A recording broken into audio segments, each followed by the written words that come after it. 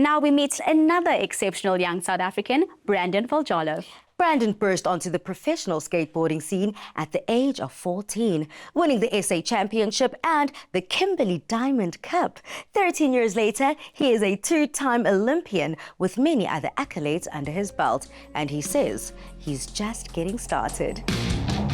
Life as an athlete can be tough, but things get even more crazy when you're studying for a degree in marketing and running your own business. This is the dedication and passion it takes to be a sporting legend in the making. Today we are at the YBF Plaza Skateboarding Park in Sandton to meet up with two-time South African Olympian Brandon Valjalo. And today he'll be teaching yours truly a trick or two on the skateboard. Let's go meet him. Now, it is incredible for me that you could fit us in your busy schedule. You just came back from an exam, which is absolutely crazy. How are the studies going? What are you studying? Tell us more.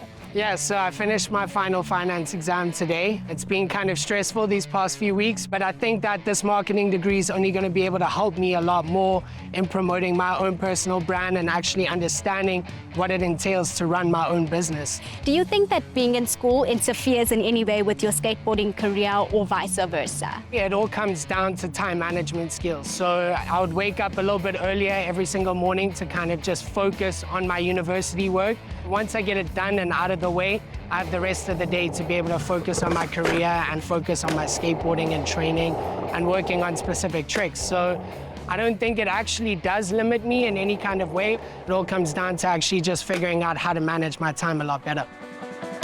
From stepping on a skateboard for the first time at 3 years old to winning his first competition at the age of 9, this has been a part of his life for as long as he can remember. I'm a high heels girl through and through. Everybody knows this to be true, but I'm pretty sure I can try this barefoot, right?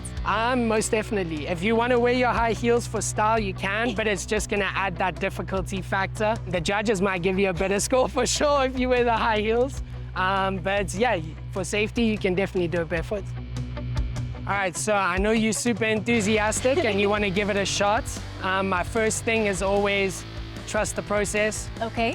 Try and fail, but never fail to try. Oh, I love that. I'm using that everywhere I go now. You know what I'm saying? Yes. Okay, so the first thing when you get into skateboarding that every skater would try and do is be able to start going down certain ramps. Basically, you're gonna have your first foot in front of you over here, over the bolts. Okay. And then you're gonna have your back foot that you're gonna push with. And as you push, you're gonna get a steady stance, wider stance. As you're coming down, lean forward. And watch the direction with your head that you're going. Okay. Okay. And then bending your knees, you realize that when you stand with the wider stance, you're also more stable. Like if somebody had to try push you over, they won't be able to because you're more stable the wider your stance. So always try get your feet over the bolts. Okay. And if you need help from the pushing part, I can help you from there before then. Okay, so let me get really serious about this. Take off this big jacket that could potentially hold me back from greatness. Let's go, let's go. And these ridiculous shoes. Perfect. Listen, if I'm good at this, I'm getting sneakers after this. Definitely. Okay. All right, so basically the first thing we're gonna figure out is which stance you skate. And that all comes down to feeling how comfortable you are. So we're gonna start like this. I want you to jump and turn to the side and feel if this feels more comfortable, or if you jump and turn to this side, if that feels more comfortable. Let's, okay, feel How does like that I'm feel? not so good, like I'm falling apart. I think we found it. There we go. That means you're a goofy skater. Okay. Okay, let me get this side. I'm gonna hold it stable for you. Appreciate Get that front foot in the bolts over there. Like Back you foot said. there. Okay. Use your arms for balance. The most important step in any new venture is your first. It might seem scary, but after that, you open yourself up to a world of possibilities. I would say I'm a pro. If there's one thing that this piece of wood has taught me is that tenacity is key and that you're not actually gonna get it right the first time. It comes down to being able to get back up, try again, and be able to persevere.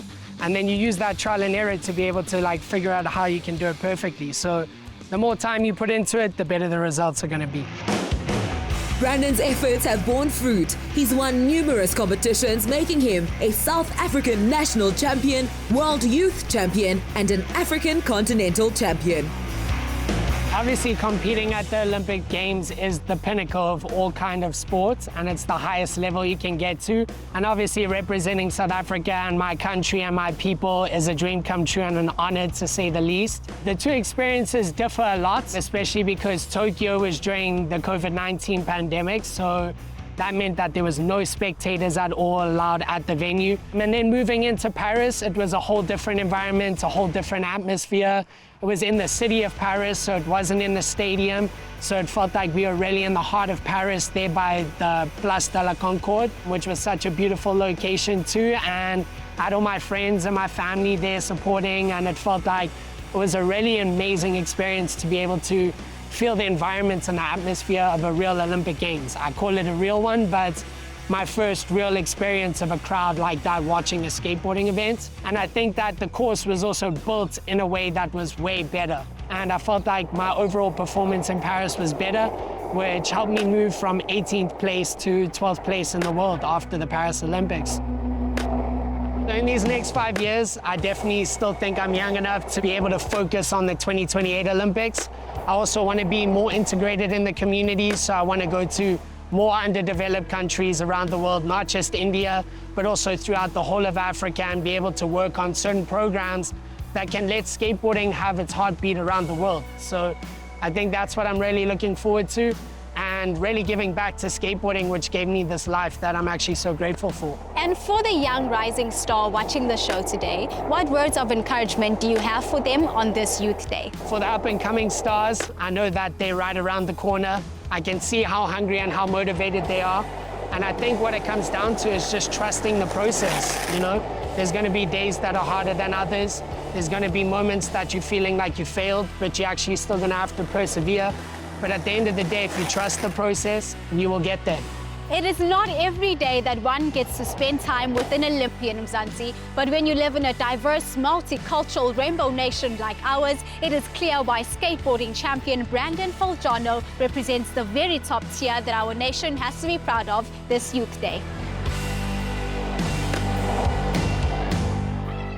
You're not walking in heels. You're skating in heels. You should have kept them on. Girl, balance is not my game, but what an incredible young man. It just goes to show how the sky is the limit for our youth. With enough grit and determination, there is nothing we cannot achieve.